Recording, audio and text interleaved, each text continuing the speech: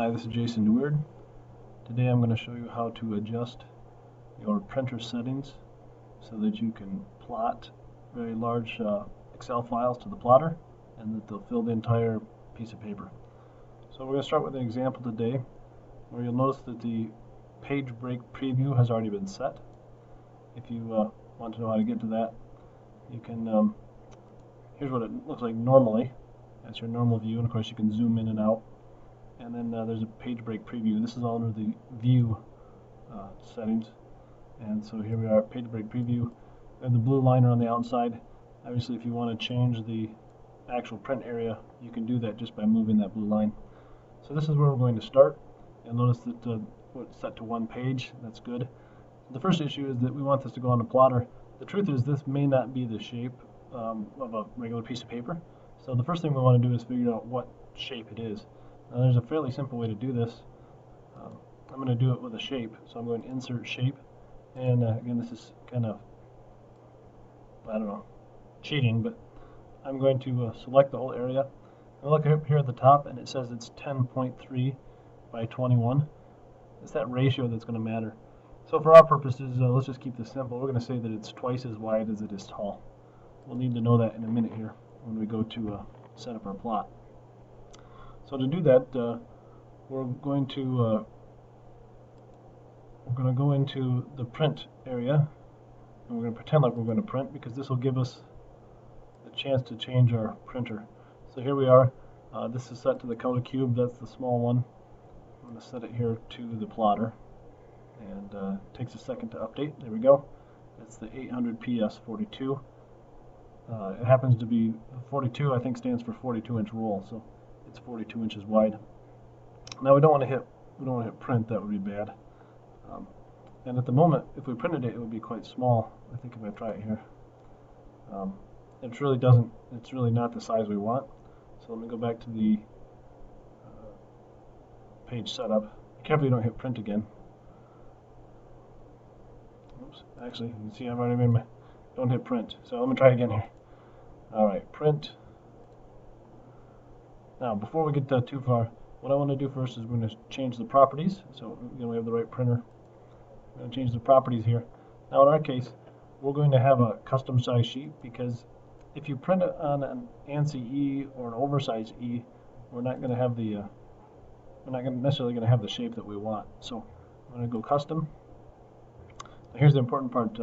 You need to know that these rolls are 42 inches wide, and since we want the thing to be quite long, we're actually going to set the height on the high side. So I'm not going to go exactly 42 inches. I'm going to give myself a little bit of playroom. But then we said that the width was twice the height. So the 40-inch dimension is really going to be the constraining dimension. And since it's on a roll, we can make it as long as we want. Notice I have it set to English. That's fine. And should be okay. So there we go. We have a custom 80 by 40 inch size set up. That's good. Now don't click auto rotate because we're going to manually rotate this. Notice here that you have a size of 80 by 40, so that's good. That's showing what we want. Those settings are all fine. On our effects here, we don't want the actual size. We want to print it to our custom size. This is what's going to help scale it up for us. If you do actual size, you're going to get a very small printout on a very big piece of paper. So here we're going to go to our custom size. That's quite important. Then what we're going to do is we're going to keep it landscape because, as you'll see from the shape here, it is a landscape. It's wider than it is tall, but we want to rotate it 90 degrees so that now when it comes off of the roll, the height of our text will be across the width of the roll. It's very important. So make sure you set that orientation to rotate it by 90 degrees. Obviously, if you had a portrait, you would do it differently, but in this case, we're trying to make kind of a banner. So there we go. It's landscape. It's rotated.